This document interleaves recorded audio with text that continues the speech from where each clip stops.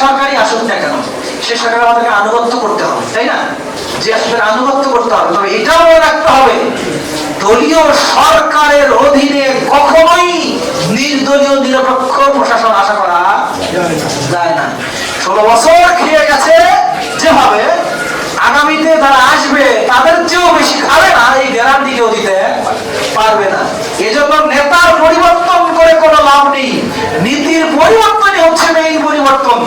এই পরিবর্তন তো আল্লাহ নবীকেও দেওয়া হয়েছিল প্রস্তাব। আল্লাহ নবী বলে, মোহাম্মদ ভাতিজা আমার, তুমি চাও কি?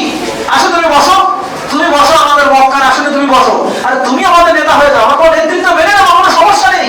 তুমি কি সুন্দরী নারী চাও?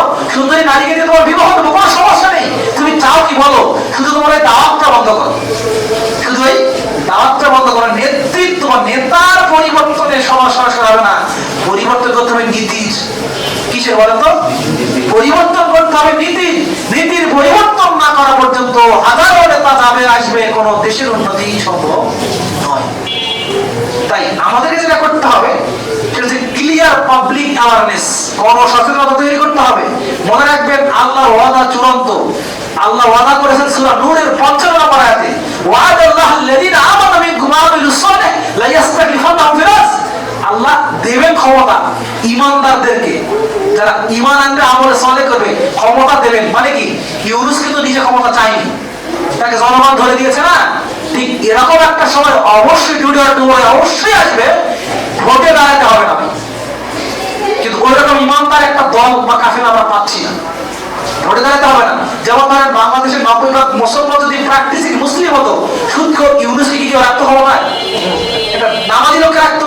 কিন্তু কেন রাখলো তাকে? কারণ আমাদের ঈমানদার লোক কত নেই।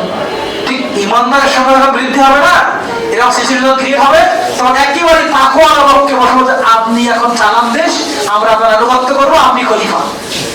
দেশ কি লাগবে?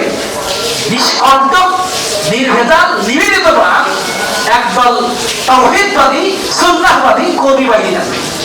সেই কর্মী আল্লাহ রাব্বুল আলামিন আসমান থেকে নাযিল করবেন না, আপনাকে আমাকে হতে হবে। এছাড়া এই যে শুধুমাত্র বললাম মন্দের ভালো, এই মন্দের ভালো দিয়ে দেশ জাতির কখনো উন্নতি করা সম্ভব নয়। আশা করি বিষয়টা বুঝতে পেরেছি। আল্লাহ আমাদেরকে নিজে সঠিক বোঝার জন্য মাফ করুন।